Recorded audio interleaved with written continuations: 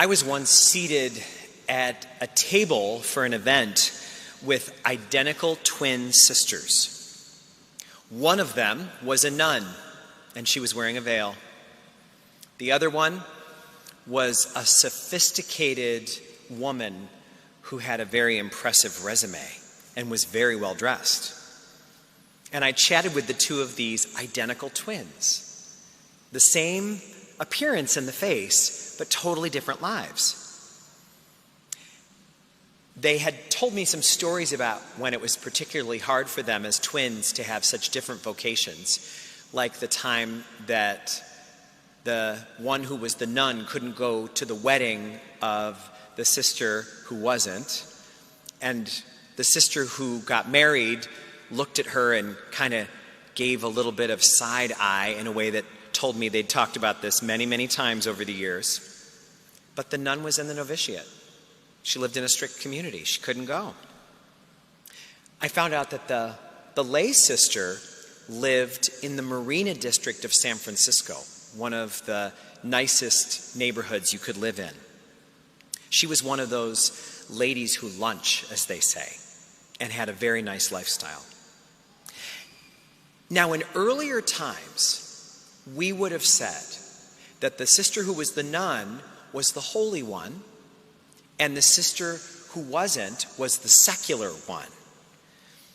But we've come a long way, and we realize now that holiness has nothing to do with what our state is in life. Holiness is totally dependent upon how much each one of us resembles Christ. You can resemble Christ in any walk of life. So holiness is not based on what we're doing, but the way we do it. So when we hear the gospel story today, we hear a story about James and John, who are basically following Jesus in the kind of all-in sort of fashion that's like a nun would do it. They gave up their jobs. They go wherever he goes. But in the story we hear tonight, they don't resemble him. The way they talk, what they want, it doesn't resemble him at all. And so Jesus scolds them and says, wait a minute. You say you want to be like me, but why do you want a seat of honor then? Why do you want to be served? I didn't come here to serve. Do you want to be served? Don't you follow me? In the story, they're part of the right crowd. They're apostles, for heaven's sake. But they don't resemble Jesus. The same thing happens today with us, the modern day followers. Some of us don't do a very good job some days standing out from the crowd. Jesus stood out. That's why the Romans knew about him. That's why the high priests noticed him. He stood out. He wasn't acting like everybody else was acting. But some of us don't stand out. We're very much like all of our neighbors, very much like the other people that surround us at work or wherever we go. So the idea of us coming here to church and receiving the Eucharist every week has a very clear purpose. We are meant week by week by week to become more and more like Christ by the consuming of his body and blood, his soul and divinity. After all, the saying is true in dieting. It's also true in life. You are what you eat. So if we keep consuming Christ more and more over and over again over time, we're supposed to be built up much more like Christ and resemble him. And you know, for some of us, that's exactly what happens. For some people, the Eucharist and receiving the Eucharist every week is the way that we grow in our faith and in our resemblance to Christ. But it's not true for everybody. For some people, receiving the Eucharist each week is what we do instead of growing. It's a way of checking off the box. It's almost like we get a merit badge. Oh, the Eucharist, I go all the time. Or it's almost like having an alibi in case God ever says, hey, where were you? Oh, I was getting the Eucharist. Can't pin it on me. But a person who's growing because of the Eucharist is going to keep more and more resembling Christ over time. Not every day, not in every moment, but over time, more and more and more like Christ. Every year I go on a retreat, and one year I went to a monastery in the Catskills with cloistered nuns. And I asked for a conversation with one of the nuns one of the days, and so they can accommodate that, but it's the only time those nuns talk. So I met with a sister named Sister Lux Bruna.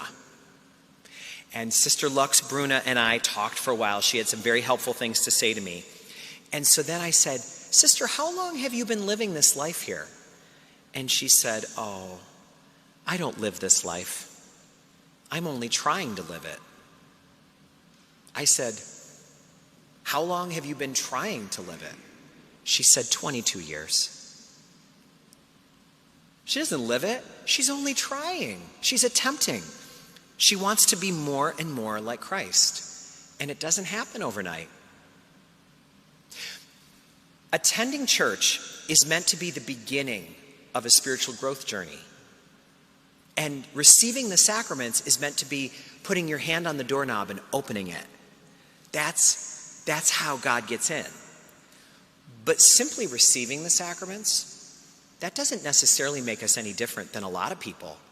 After all, there's 1 billion Catholics in the world.